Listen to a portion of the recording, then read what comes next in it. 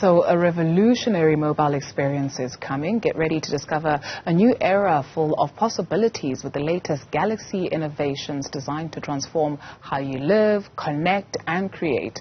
The new Galaxy S series will set a higher standard for the most intelligent mobile experience yet. To tell us more about this revolutionary mobile experience, we're now joined by Vice President of the Mobile Experience at Samsung South Africa, Justin Hume. Justin, thank you so much for your time this afternoon. Thank you. Very good afternoon. So we understand that Samsung Electronics officially announced AI as the new era the brand is embarking on at CES 2024.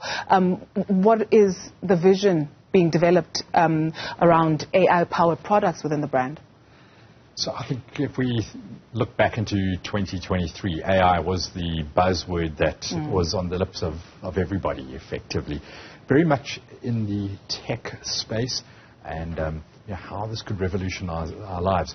So we think into products like ChatGPT, generative AI and the like. But, I'd put it to you that AI on a mobile device had not truly been experienced. There were certainly certain applications and you could go into browsers and the like to do that. But fundamentally it wasn't inherent. It wasn't built into the mobile operating system. That changed with the launch of the Galaxy S24. We have our Galaxy AI capabilities, and really that's a suite of products, effectively, that looks from both on-device AI capabilities to cloud-based AI, effectively. And that is a trend that we'll start to see coming first and foremost with the S24, but certainly becoming prolific throughout the rest of our electronic ranges. When you say AI capabilities, what are you speaking of? So, generative AI is the very first thing that comes to mind. And what I'm loving about the current mobile or the current AI is that it's built upon these large language models. Now, what's great about that is AI doesn't feel like something foreign to us. It understands our language, it understands context. So it's a naturalistic type of response that comes through. So it's not hard work when we're utilizing it. But how do we use this practically today? And we've got a number of features that have come through on the devices, and one that I'd really like to call out is live call translation. Should you travel? Let's use a scenario. We're going on a trip across to Spain, and there's a discussion. You need to get hold of the travel agent over there. And invariably, they can't chat to you in English. It's a bit of an obstruction, and so you get this broken kind of telephone taking place. Today, using the S24, doesn't matter what phone they're utilizing on that side, we place the call. You speaking English, it is live translated across to the person in Spanish. They hear it in Spanish and they speak back to you in that. You hear it in English. And we continue the conversation as such. What's phenomenal about that is it's all taking place off the device. You're not sending this to some other server, to some third-party company. Live transcription on your handset. I love that. Breaking down that language barrier, because that is always a problem when you travel. All right, let's take a look at Samsung's corporate-wide vision for AI and how you plan to set yourselves apart from the competition, essentially. I think it goes back to that first comment, which is AI is not simply technology. It certainly is at the heart of it there, but really we have to think about it.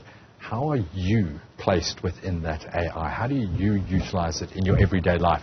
And that's really where Samsung's coming from.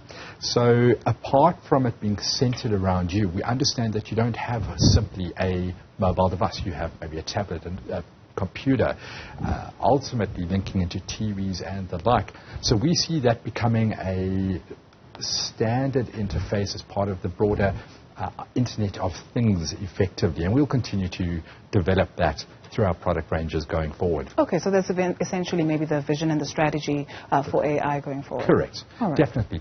And again, I think we treat it, there's a high ethical consideration that we need to be involved with. We think about it from that privacy and protection, and that's why we have products such as what we call our Knox suite of security. Really, we try and make sure that you are in control of the information that you're sharing and the information that is being generated in that regard. And that maybe leads to the question of what Galaxy AI is. I mean, you mentioned a very important aspect, security. And when you also mention AI, people get so overwhelmed. Some are excited, but some will be like, oh my gosh, it's going to take over the future. What's going on? What are we going to do?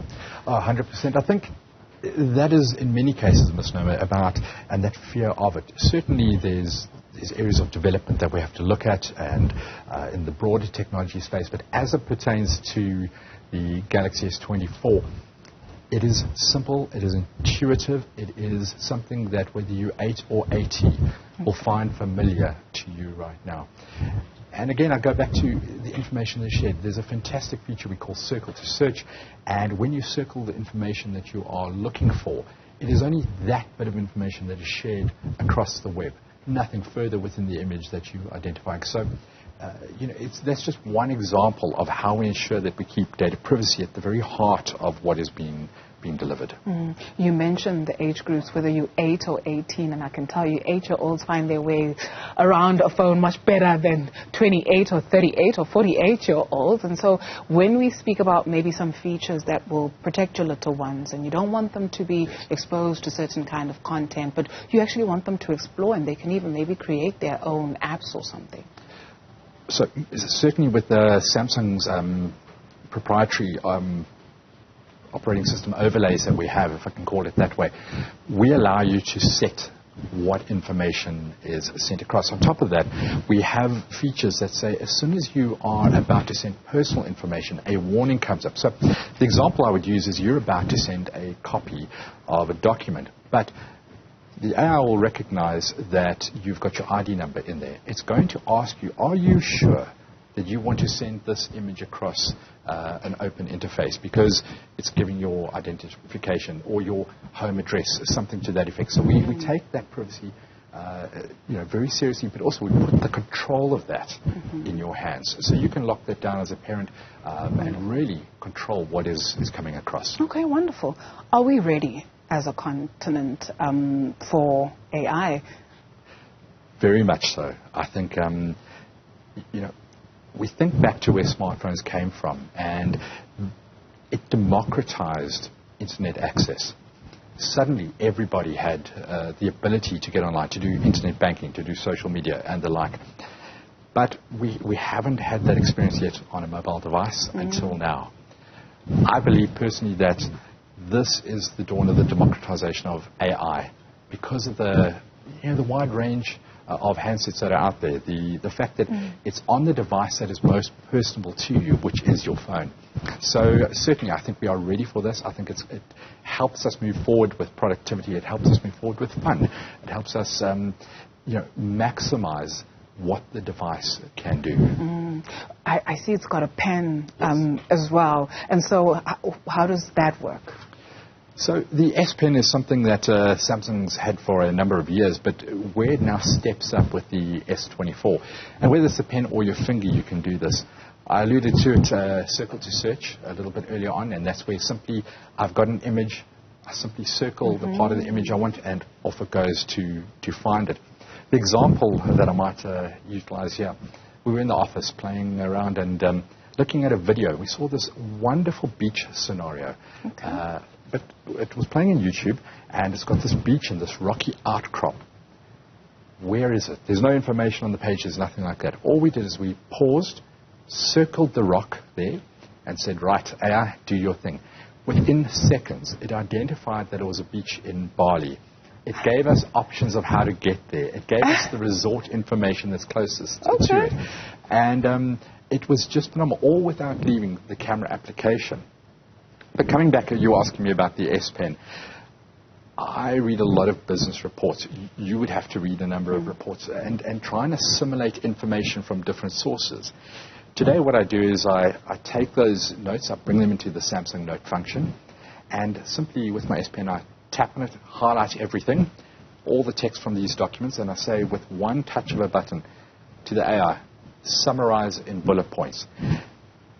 At the click of a finger, it gives me a handful of bullet points, the information condensed and summarized, and I can even turn those into formal meeting notes. I can turn that into an email that I'm looking to send out and the like. So that's as simple and as easy as it gets. Sure. Are we worried about plagiarism? Like if you and I have the same topic and then it gives us the same results, or would it be different? So it would conceivably be the same if the same information was coming into it, unless we gave some different nuances. But we take that quite seriously, and particularly when we think about visual imagery, because you can now manipulate the example. And maybe just to illustrate a point, I could take a shot of somebody going to dunk a basketball. Now, if it's me, I can maybe clear the ground by a few millimeters, but I want to look like a hero, right?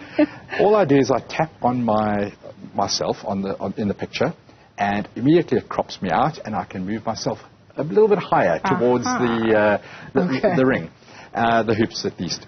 And automatically, the AI will fill in the background, and it will look like the picture was taken exactly that way.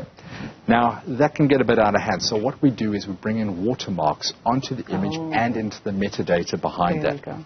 So very clearly, you can understand where something has been edited, changed, or enhanced by AI to avoid exactly those kind of issues of plagiarism, of creating something false, and there's no way to identify whether this is a real or made-up situation. It sounds also fascinating. I wish we had more time to speak about those features and how they maybe link also with your, is it your watch? Because I understand when you move also there's all these other incentives. But for now, we have to say a big thank you for coming into studio to speak to us this afternoon.